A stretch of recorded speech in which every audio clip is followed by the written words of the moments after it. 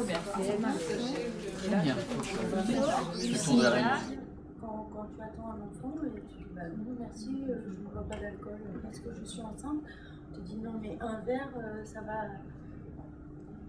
Est-ce qu'il y a des phases critiques où il y a des moments charnières vraiment où dans le développement du fœtus ou du bébé après c'est...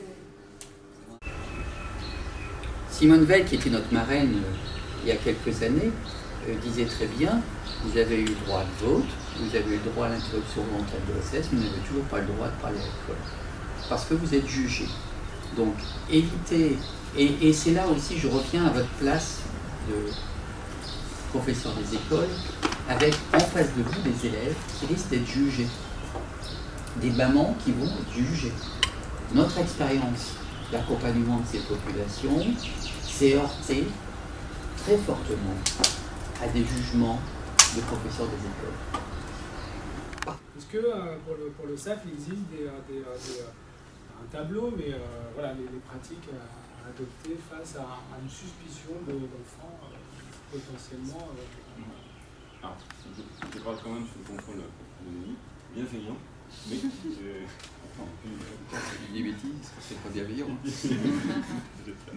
Non, mais en fait, ce que disait Denis, c'est qu'il y a un éventail assez important d'enfants. Alors, il y a le forme SAF, de syndrome d'alcoolisation fœtale. Je peux vous montrer des petits diapos pour que vous puissiez vous présenter. C'est des enfants qui vont avoir une dysmorphie, une tête assez particulière qu'on reconnaît assez facilement. Mais on connaît assez facilement quelqu'un qui est... Ouais, dans la forme, alors peut-être dans la forme, effectivement. Je dis facilement, mais il y a souvent, même entre les spécialistes, des désaccords. Mais enfin, qu'on reconnaît, pour dire les choses peut-être de manière intelligente, qui ont une tête qui n'est pas comme celle des autres enfants. Et souvent, ceux-là, on les repère plus facilement. Mais la grande majorité d'enfants qui ont des troubles causés par l'alcoolisation fœtale ne vont pas avoir cette dysmorphie. Et ça, c'est quelque chose qu'on a découvert assez récemment, qu'il y a véritablement un spectre d'enfants et qui vont être exposés à l'alcool. Quand on va les voir, bon, initialement, il y aura des petites anomalies, rien de très spécifique. Et puis, petit à petit, on se rend compte que l'exposition qu'il y a eu à l'alcool va quand même contribuer à un certain nombre de difficultés. C'est ce qui fait que le repérage de ces enfants est beaucoup plus complexe que ce qu'on imagine. Oui.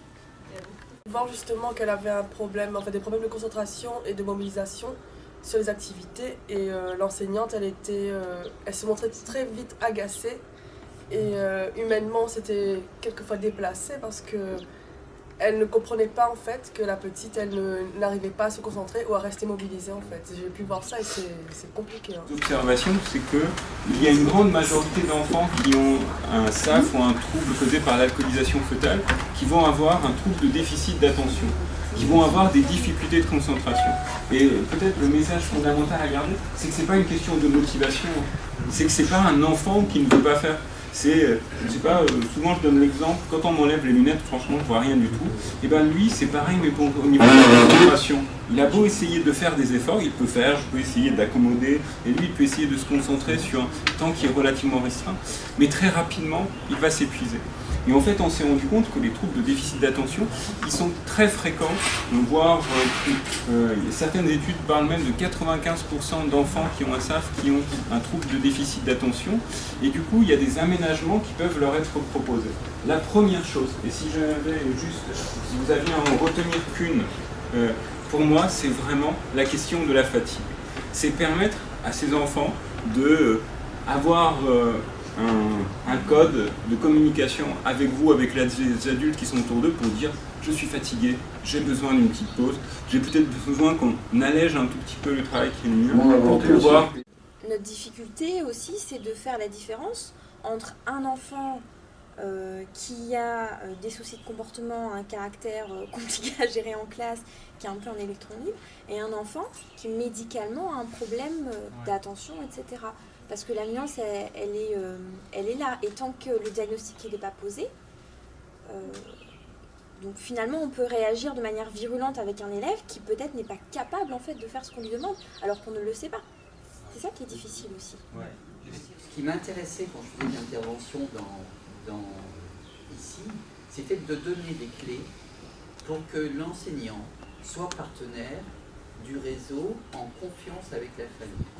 Vous avez un biais énorme, c'est le tabou lié à l'alcool, qui font que la femme où la famille ne souhaite pas qu'on en parle.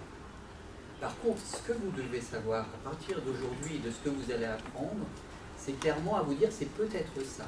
Pour l'instant, on en est au stade où les gens ne se posent même pas la question. Nous, ce qu'on voudrait, c'est que vous posiez la question.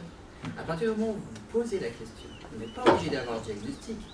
Vous vous dites, ah, cet enfant a peut-être des difficultés dues à ça. Le comportement fuyant de cette mère est peut-être une réaction à son histoire de vie. Rien que d'être un peu plus en empathie avec l'histoire de vie de ces familles donnera des clés à la prévention.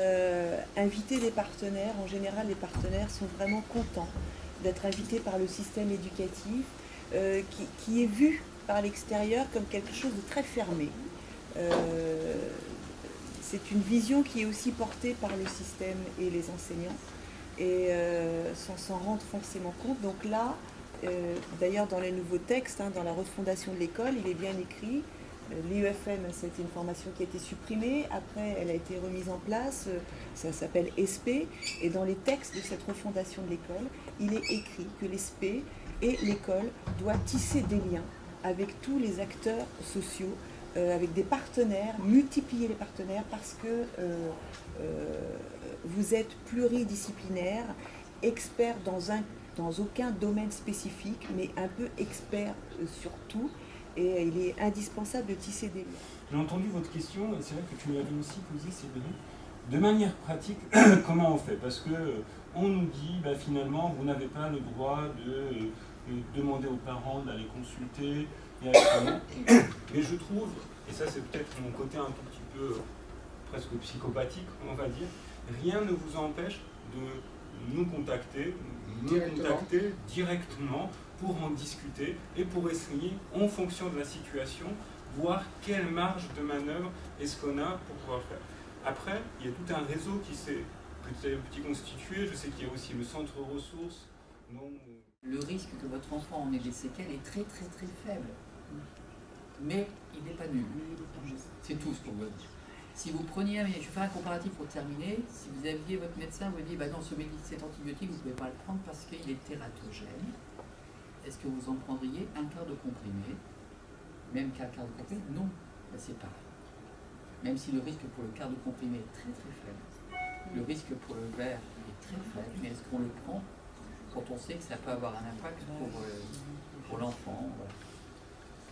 Voilà, je pense qu'on va conclure sur ces bonnes paroles. Je tiens à remercier Denis et Michel, personnellement. Merci.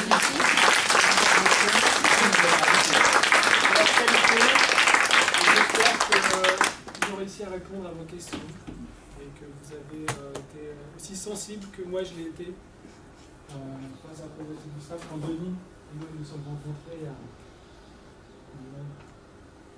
quelques années. Voilà.